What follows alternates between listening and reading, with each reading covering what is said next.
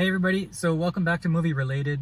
We're in a car next to a highway, so forgive the sounds of the cars going by in the rain. We have a movie review.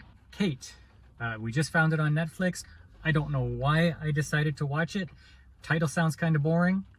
Not a very interesting picture, didn't know what it was about, but I watched it. And I'm going to let you know what I thought about it. Might ask Mark what he thought about it too. He said, son, I made a life out of watching lots of movies. Some of them were garbage, and some of them were nice. Now Donnie, he's off cruising, but Paul and I are troopers. So if you've got a minute, we'll give you some advice. You gotta know when to go, know when to stay home, know when to stream it, know when to run. You just might save some money when you listen to our review. There'll be time enough for movies when the review's done. So this one stars Mary Elizabeth Winstead, and you will know her from way back in the day if you watched Scott Pilgrim vs. the World. Or Sky High. Sky High? Yeah. Don't know that one. Oh, superheroes in a school. Oh yeah? Okay. She was also in 10 Cloverfield Lane, Birds of Prey, Gemini Man. She was the good part of Gemini Man. And she plays an assassin. Right. This is not a story that you've never seen before. Like, we've seen this story 100 times. We have seen this exact story 100,000 times. Yeah. There is nothing new about this. No. Even how it circles back into who the real villains are and stuff like that. You've seen this. So the plot of the story is the assassin has to find her murderer within 24 hours before she dies. Right. Well, wait. Doesn't that sound weird?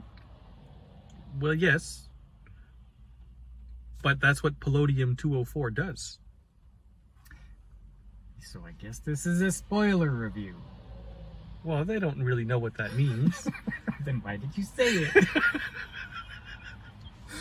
Okay, so... okay, spoiler. Tell us review. why. Tell us how she's murdered before she dies. Okay, so she's poisoned. She's poisoned with Polonium-204, which there's no cure for.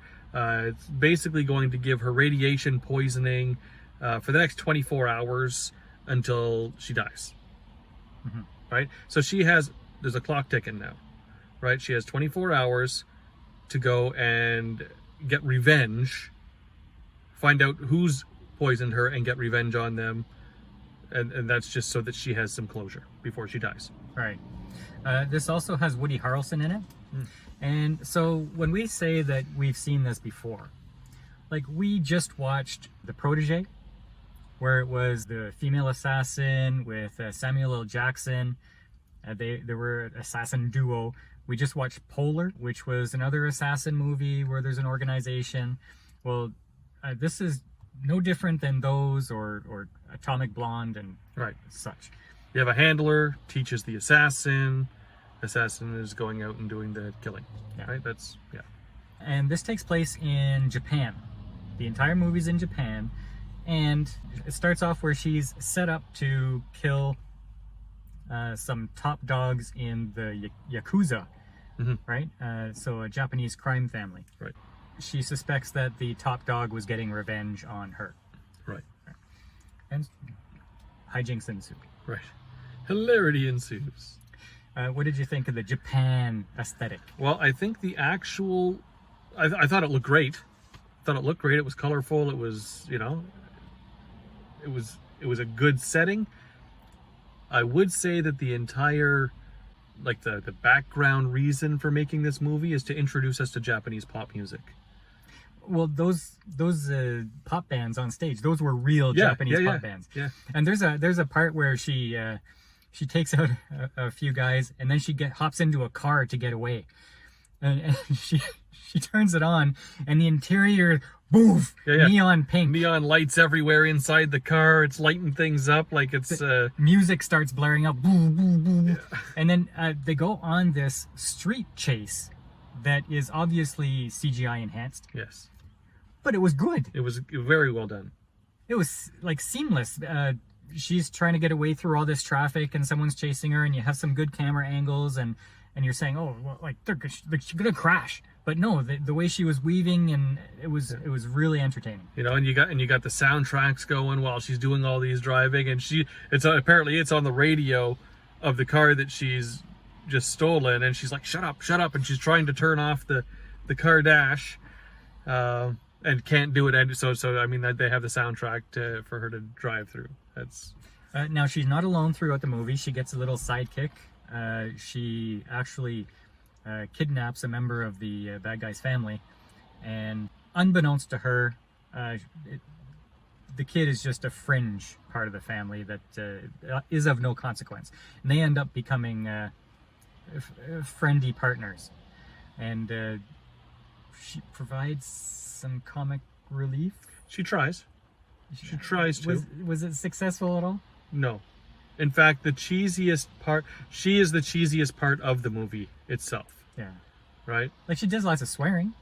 Lots of swearing, just teenage rebellion, and she just gave a little bit of conflict at points to the protagonist, right? So that's really what she was there for. Now, when I go into these assassin movies and the assassin is a woman, I'm expecting there to be some kind of suspension of disbelief where the woman is able to take on a 300-pound guy no problem because the movie tells her to. Right. And you're just supposed to go with it. However, this movie, she got into some good fights, like really, and even there was a fight with a man in the apartment building, and I mean, both of them were getting really destroyed by each other. Like, it was really, really well done, and it was believable. Yeah, so if you're going into this movie, understand that there's lots of swearing, first of all. But the action and violence is brutal level. And when she goes into a fight, it's no holds bar. Like, you'll see the knife go in through the chin and out through the top of the face. And she's fast. She's fast, but she takes her licks. Oh yeah. Well, and she's dying of radiation poisoning all throughout the movie. Yeah. So now you could say, like, could she have actually performed at that level going through the death sequence?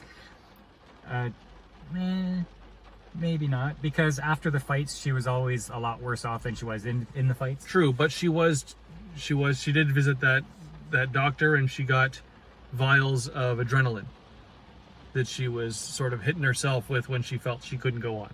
It was a surprise to me, but when we actually finally got to the bad guy, I really enjoyed him as a bad guy. Yeah. Because he wasn't a bad guy. No, he was actually, I mean, I'd have a beer with him. Yeah, me too.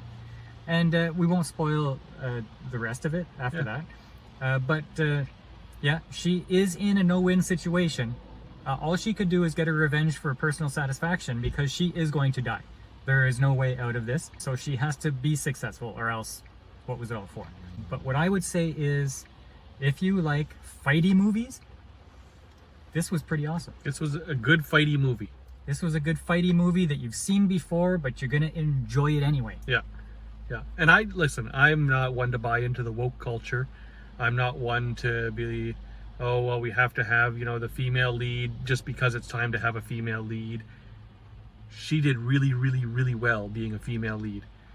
And it wasn't on a woke agenda. It wasn't anything like that. It was just a really well done movie, and you believed her in that role. Mm-hmm.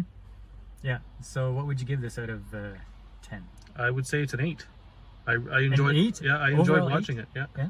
Okay. Yeah. I'll give it a 7, just because it was generic paint by numbers. Sure. But I'm really happy I saw it. Yeah. Like they'll call me, right? They'll give me a call and they'll say, okay, watch this movie. And I'll be like, okay. Right. And a good amount of the time I'm watching the movie and I'm like, they did this to me on purpose. No, I was glad that he said that he recommended for me to watch it. So Okay. it was a good one. So if you don't mind, please leave a like and a comment down below. Doesn't matter what you write. Say if you watched it, if you're gonna watch it, if you don't like fighty movies with violence and stuff. Also, what's your favorite color? What's your favorite color? Do you like Mark with or without a hat? Okay, with? Without. With the hat, you can see less of your face, so that's my vote. And until next time, we'll see you on the channel.